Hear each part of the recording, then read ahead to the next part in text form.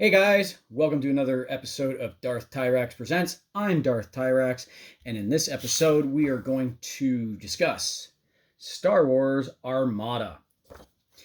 Now, Star Wars Armada is one of the many games I play, and being Star Wars, of course I'm going to play it. What it is obviously by the picture you see a Star Destroyer. It is a fleet-based game. I say fleet because it involves capital ships, but it's not really a fleet per se.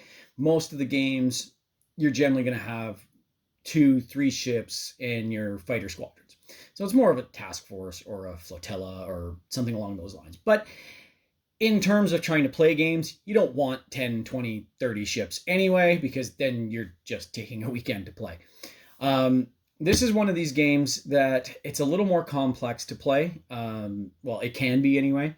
It's much like other games by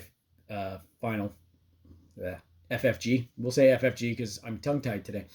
But it does involve miniatures. It involves dice. It involves cards and tokens, much like their other games, X-Wing, Legion, and Imperial Assault.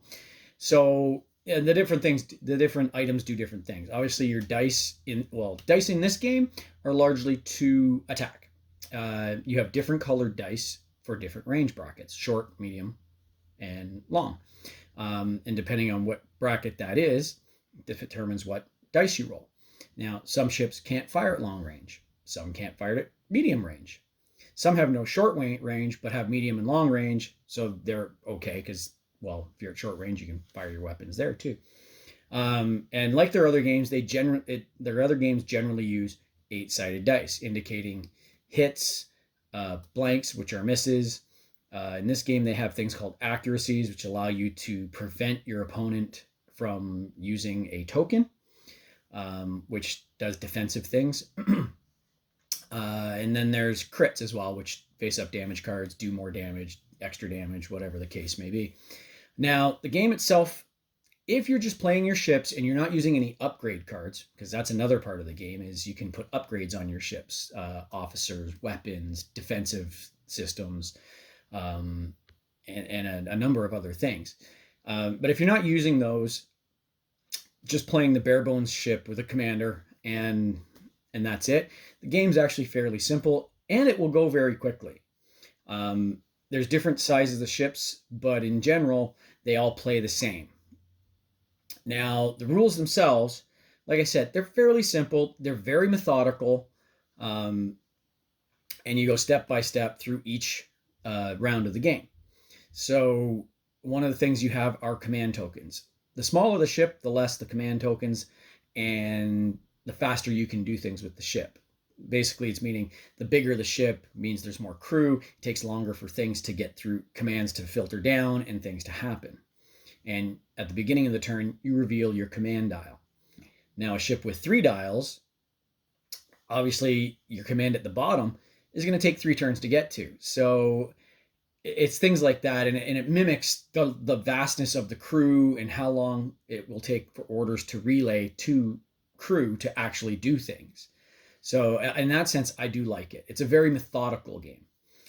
You definitely get the feel of the the ships being a bit more slower and ponderous, unlike starfighters or like ships in Star Trek that seem to maneuver very quickly, especially when you get to the larger ships like Star Destroyers and Mon Cal cruisers.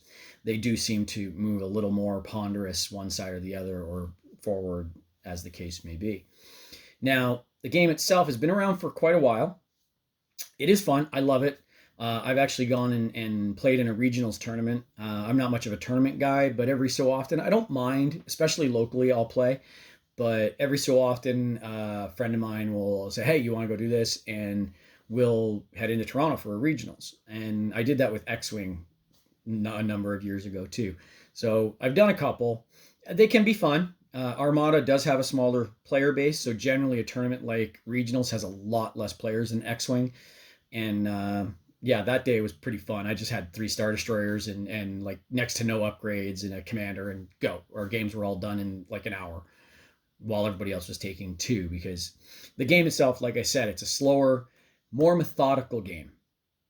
Where X-Wing is like, set your dial, okay, flip dials, move your ships, fire your weapons, defend, next turn. This one, each ship goes individually as the person who has initiative decides. So you move a ship, your opponent moves a ship, but you choose which ones you want to move. There's no initiative for each ship. There are ways to obviously skip your opponent so you can do 2 ships at once, but that gets into your nitty gritty of upgrade cards and such. But the game itself is fairly simple. Once it's determined who first player is, that player activates a ship, and then you reveal a command. If there's no targets, then you move your ship, depending on the speed you have set and how you can maneuver at those speeds. These are all marked on the ship's cards where all your information is. How many dice you can fire out of which arc, how many shields you have in each arc, and things along those lines. Now, once you get into range, yeah, you would reveal your dial, either activate your dial or take a token, and then if there's ships in range, you target that vessel, target a vessel that's in range, roll your dice to attack it, and resolve any defensive effects, offensive effects, and apply any damage to shields or the ship as the case may be. And then your opponent goes and does one of their ships and does the same. Reveal command. If there's targets to be fired at, they fire, defensive phase, and then move the ship. And you go back and forth till there's no ships left. Now, as I said earlier, this game does have squadrons, but they're just like tiny little deals. And they can pretty much move in any direction they want. There's no set pattern because obviously fighters among capital ships can do a lot more, right? So that being said, they can be very effective, or they could just be a mere annoyance that can't do anything. Once you have bombers and certain pilots that are leading squadrons, they can actually mess up a ship real fast. Just because it's death by 1,000 paper cuts. And if you have enough squadrons plinking away one damage, eventually you can't really do much, and the ship just gets obliterated. Now, they are more effective against smaller ships because obviously smaller ships have less hull or less shields, the case may be.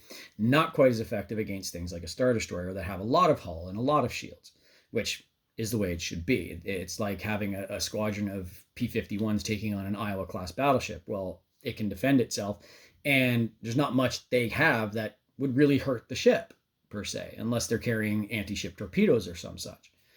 And that's where you get into the bombing runs and things that can actually do damage.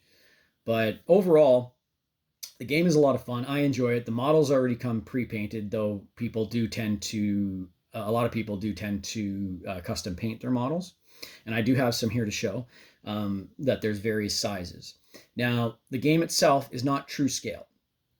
It has something that's called relative scale. So when you put a ship that is really small next to a Star Destroyer, it's not to scale, but it gives you the general idea of how small or how large a ship is. So here's one ship. It's called an Arquitens Command Cruiser.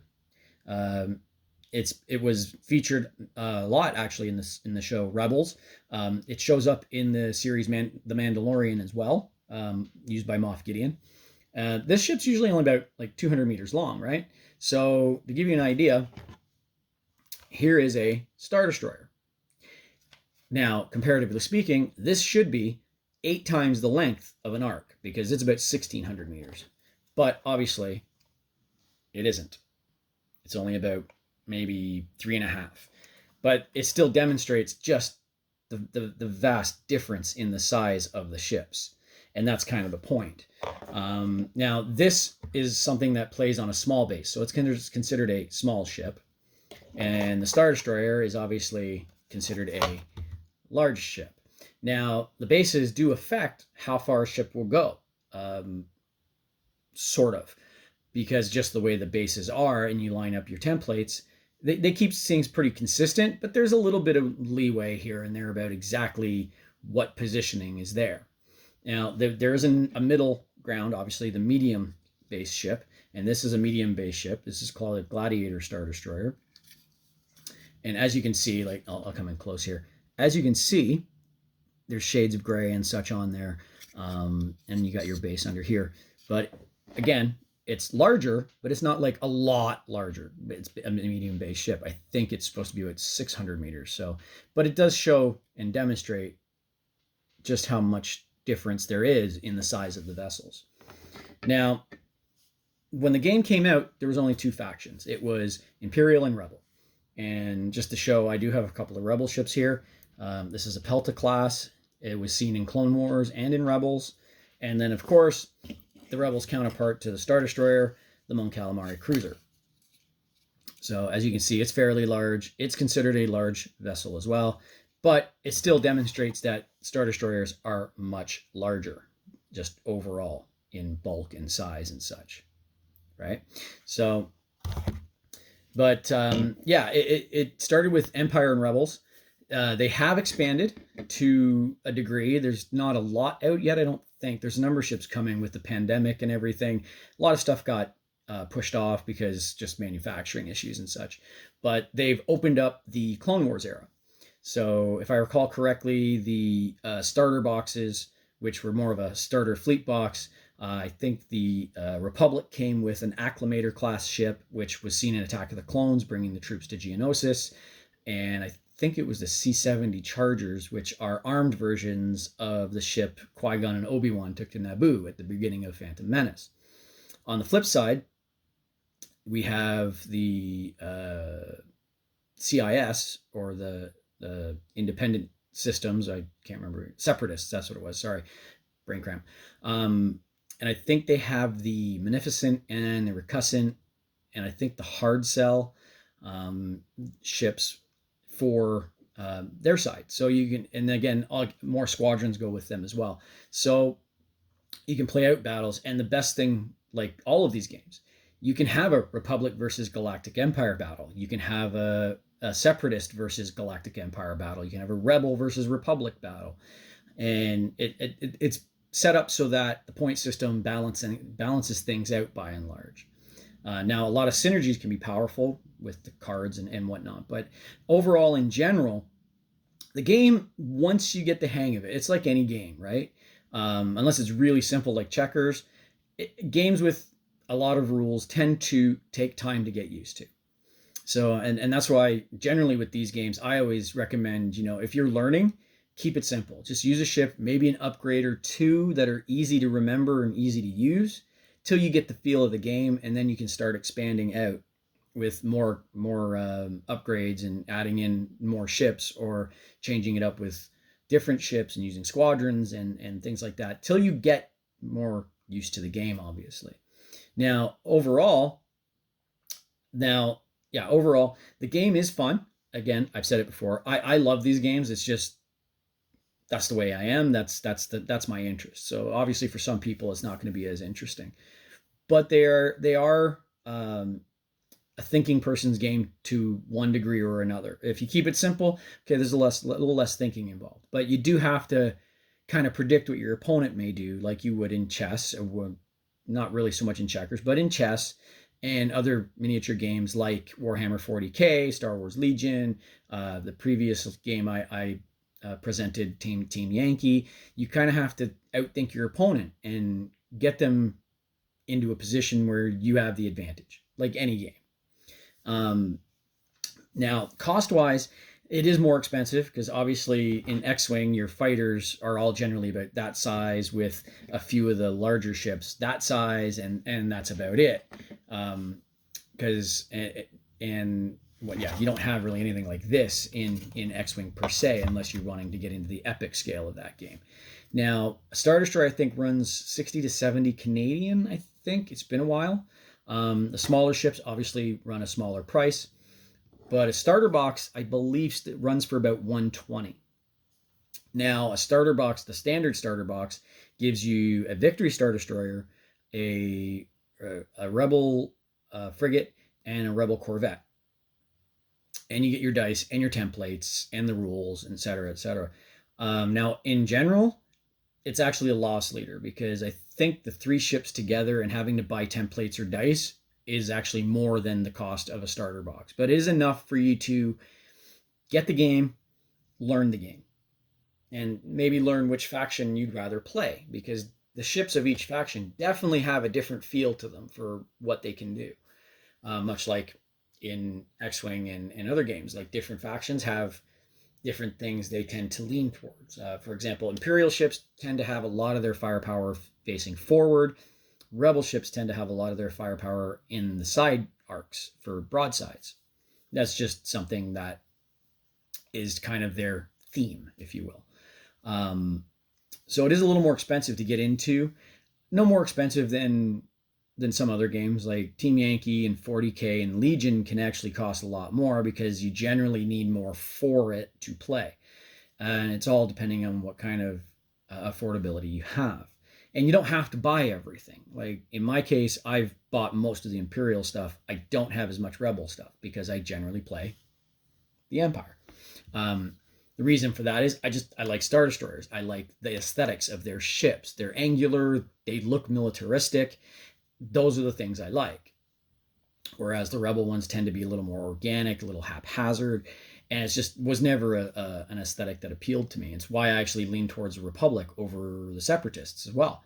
Because the Republic, again, they used similar vessels to the Empire. So they had Star Destroyers. They had wedge-shaped ships, and their fighters were a little more angular and, again, militaristic. So if I were playing Clone Wars, I would be playing the Republic. If I was playing sequel era, I would play First Order. Again, it's that same lineage as well. And that's one of the things I try to do with my Star Wars games. If I'm playing multiple eras, I want to keep a theme. So in my case, for this, yeah, I would go Republic, Galactic Empire, and if they ever do First Order, First Order. I do the same for X-Wing. I have mostly Republic, Imperial, and First Order ships for that because I like to keep that transition going. Now for Legion, eventually I'll probably get some clone troopers and such to, again, keep that lineage going. But overall, the game isn't too much to get into. Like I said, if you buy a starter box, you buy a Star Destroyer to go with your Victory Star Destroyer, and you buy a squadron box or two to outfit everything else. Now, you'll be lacking in upgrades because different ships come with different upgrades, much like their other miniature games. But in general, with those two ships and squadrons to fill everything out and what upgrades they do come with, you can actually play a pretty good battle. Like now, obviously, other people who've got a lot more experience will know to have different things going on. But in general, you would be able to play a pretty stand-up game and get your feet dirty, your hands dirty, get a little dirt on your face if you need to, but you'll get the hang of the game. And then eventually, if you want to buy more ships, you can start to figure out, especially if you go online, ask some questions, you'll be able to go on and figure out really what you need to do. So again, starships, push them around the table, go pew pew and have a good time. That's the whole point of these games anyway. Other than that, yeah, I can't say anything else. It's a great game. I have a blast playing it. So this has been, I'll leave you with that because, yeah, there's not much more to say. So I'll leave you with that. So we presented Star Wars Armada. This has been Darth Tyrax Presents. I'm Darth Tyrax. Till next time, we'll see you later. Cheers.